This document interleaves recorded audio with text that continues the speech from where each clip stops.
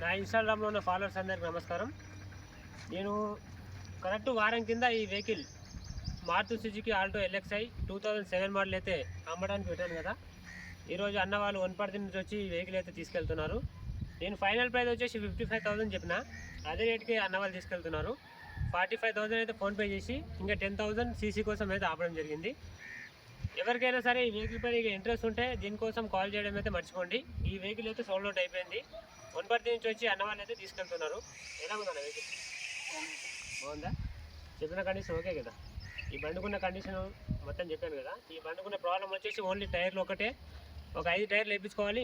Next వచ్చేసి ఒక gas ఒకటి ఫిల్ చేసుకుంటే వర్కింగ్ అయితే అయిపోతుంది. అంతకుమించి ఎటువంటి ప్రాబ్లం అయితే లేదు.